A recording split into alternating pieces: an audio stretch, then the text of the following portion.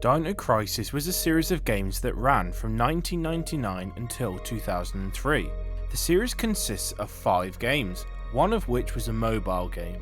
The game series has always been special to me as I played them quite a lot when I was younger. Along with Resident Evil, Dino Crisis is up there for me as some of the best horror games ever made. What makes Dino Crisis stand out to me is the use of dinosaurs. Zombies have always been a horror trope within games, resulting in some of the greatest IPs that many still enjoy today. However, using dinosaurs in a horror setting is not something we see in games today. The Dino Crisis IP never reached the level of its big brother Resident Evil, resulting in the series remaining dormant for the past 21 years. I am of the opinion that the IP has a lot of potential for huge success, and perhaps now would be the best time to reintroduce Dino Crisis to the gaming world. In this video today, we are going to explore each game on the console, looking at how the game series evolved over time and perhaps how this evolution may have been the very reason the game series ended up going extinct. Dino Crisis is a survival horror game published by Capcom in 1999. The game was developed by the team behind Resident Evil and was therefore seen as Resident Evil's spiritual successor. It was directed and produced by Shinji Mikami, the mastermind behind the Resident Evil series.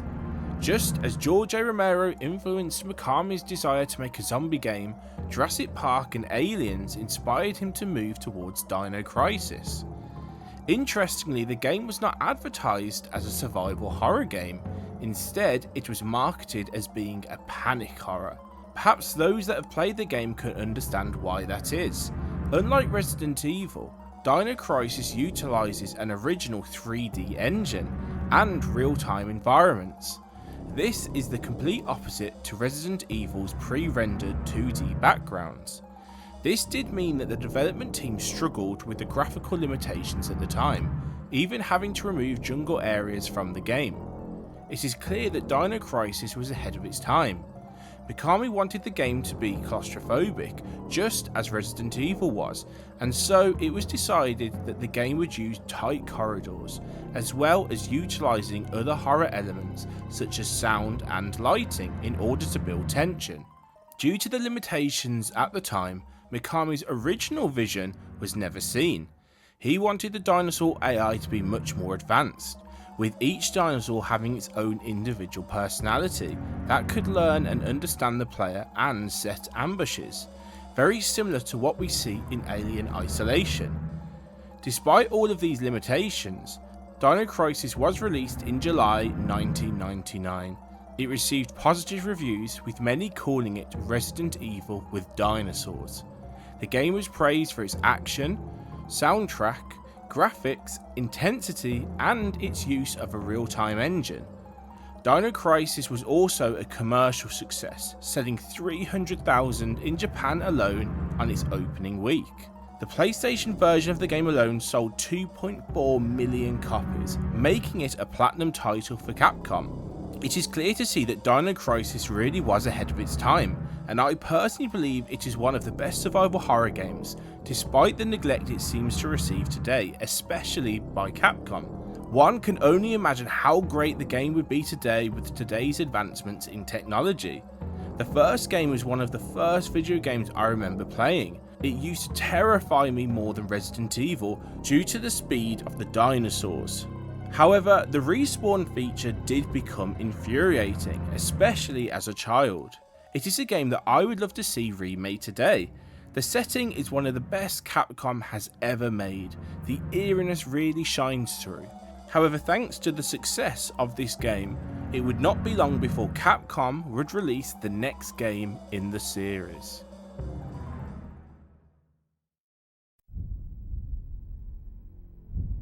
Dino Crisis 2 development began almost immediately after the release of Dino Crisis. Shinji Mikami did not work on the game. Instead, Shu Takumi was placed in charge as the director, with an estimated 50 people working on the game. The planner for Dino Crisis, Hiroyuki Kabayashi, was set to produce the game for the first time. Unlike its predecessor, it was decided that Dino Crisis 2 would instead be developed as an action-adventure game. The strain of producing the game weighed heavily on Kobayashi, who has spoke about the difficulty in trying to make this game different from the first and from Capcom's other successful series, Resident Evil. He wanted to make sure that the person playing the game was having fun, especially as the game would now be an action game.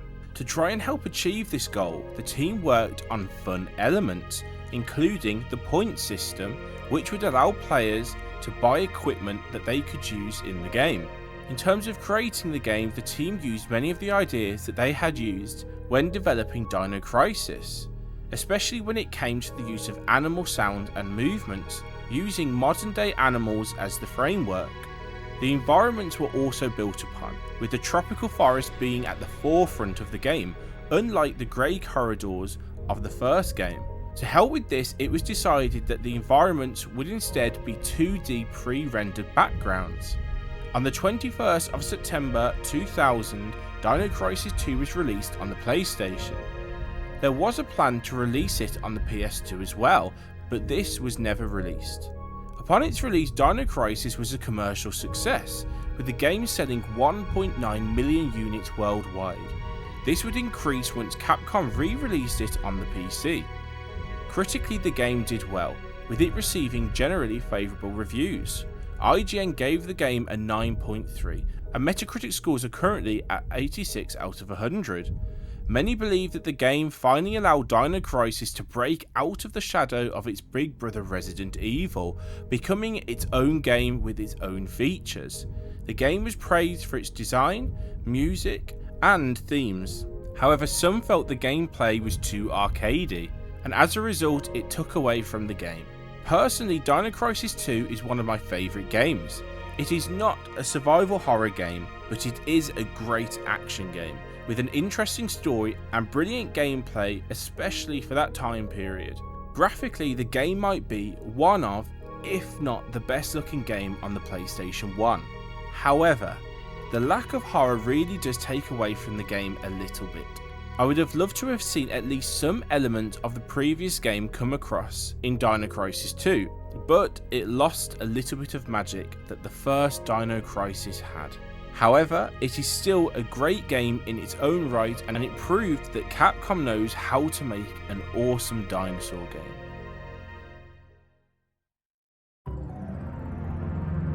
Dino Crisis 3 entered production at around the same time of its predecessor's release. The game would be produced by Hiroyuki Kobayashi, with Shinji Mikami being brought on board as an executive producer. The original development for the game was very different to the final release. Originally, the team was working on a game set in a city under siege by dinosaurs. The player would be tasked with fighting these dinosaurs along with AI teammates. Most of this game would take place within a facility, with decisions affecting the final outcome of the story.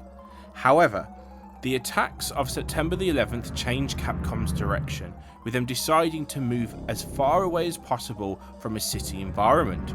The question now was, where could it be set? Well, it was decided that the game would be set on board a spaceship far into the future. It was also decided that the game would be a full-on action game, just as Dino Crisis 2 had, but this was pushed to an even higher level.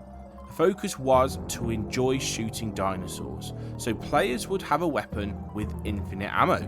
However, the player would be allowed to swap this out for different types of ammunition that could cause more damage. The player could once again gain points from killing dinosaurs, which they could then spend in a shop in order to get supplies. With developments in technology, the team decided to create a 3D game, instead of the 2D rendered background seen in Dino Crisis 2. To add to this, Makoto Kamiya, a film director, was brought on board to work on the camera angles that would help make the game look more like a movie. To move away from the previous games, these dinosaurs would be genetically engineered human-dinosaur hybrids. This would allow the team the freedom to create whatever dinosaurs they wanted to. This means that in the game, dinosaurs can attack you back, such as many of them releasing electricity in order to attack you. Dino Crisis was released in 2003, with it being a commercial failure. Now, we do not know exactly how many copies were sold, but we do know that the sales of the game were sluggish, with Capcom stating this in their 2004 annual report. The goal was 500,000 sales, so we can assume from this that the game never reached this goal. Critically, the reviews were mixed. IGN gave the game a 6 out of 10, while Metacritic scores stand at 51 out of 100. The main criticisms around the game were at the camera angles, with IGN naming it the worst camera angle ever. The camera angles are very similar to the first two games, with each camera being in a certain zone, which changed once a boundary was crossed. This makes things very difficult due to the high-speed gameplay. Players can move at a very quick pace, and as a result, camera angles can change very quickly, making it difficult to move smoothly and in one direction.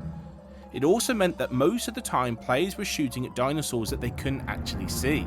There was also disappointment aimed at the lack of enemy varieties, with there only being a small amount of non-boss enemies. Despite these criticisms, there were some good points. For example, the voice acting was seen as a step up, especially when compared to other Capcom games. However, the dialogue was still cheesy. There was also some good praise for the sound design and score. However, it is clear to see that the game was not liked by many. In fact, game trailers named it in their top 10 worst sequels. It is clear to see that Dino Crisis 3 really didn't live up to the other two games, and ended up leaving the trilogy on a sour note. In fact, it killed the series completely, with nothing being released since. After years of fans calling out for another game, news began circulating in 2014 that Capcom were working on a Dino Crisis 4. Shinji Mikami has also come out in recent years claiming that he has a number of ideas for a new game in the series. Despite all of this talk, there was nothing to show for it. In 2017, however, Masachika Kawata stated that there were no current teams working on a sequel or remake for Dino Crisis. This ended up upsetting many fans, with many of them taking to social media to ask Capcom repeatedly as to whether a Dino Crisis game could be made. Eventually, the team responded that if the fans wanted it, they would do it. It has been 7 years since this, and yet we are nowhere closer to a Dino Crisis game. For now, Capcom seems fully focused on Resident Evil, and it is clear to see why. Capcom are in a very successful period, with them once again being at the forefront of the gaming industry. Resident Evil is a household name again, and many new fans are eagerly waiting for them to release the next game in the series. I, however, want to see a Dino Crisis game. I believe that with the current state of gaming, seeing a dinosaur horror game would be a nice breath of fresh air. It is the perfect time to bring such a game out. Survival horror is still thriving in this current market, and Capcom stock is at an all-time high. Releasing such a game, I believe, would become a huge success for the company. However, Capcom might see this as a gamble. Video game companies nowadays are concerned about losing out on money, and so many try to play it safe. Dino Crisis ended on a stale note, with the company missing out on projections. Perhaps there is an apprehension that this would happen again. This is why the team stated on social media that they would only work on such a game if the fans wanted it. As much as I respect this answer, it also lets us know that they wouldn't do it because there are people within the company that would want to work on one, such as Tao Weshi, the producer of Monster Hunter Online, who has stated his interest in working on a Dino Crisis series. In other words, I believe that to Capcom, Dino Crisis is too big of a gamble for Capcom to take. They want to play it safe and only release games that they know already have an audience that will help Capcom make a profit no matter how poorly the game is received. This is all speculation, however. It may just be that Capcom want to leave this IP in the past. For now, all I can do is wait and see. However, with the news that the next two games being developed are remakes of Resident Evil 0 and Code Veronica, it may be a long time before we see a new Dino Crisis game come out. However, even if, just as dinosaurs are, the Dino Crisis series is deemed to remain in the past, Capcom can be proud of this series.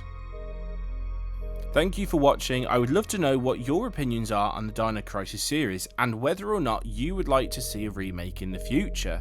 I for one believe that the first game would make a really cool remake. This is because the environment of the game, along with upgrades in technology, would make for a very good horror game. However, I would also be interested in seeing a new take on the Dino Crisis series as well. Like I said, let me know what you think in the comment section below. And please let me know what you would like to see next. Thank you so much for watching.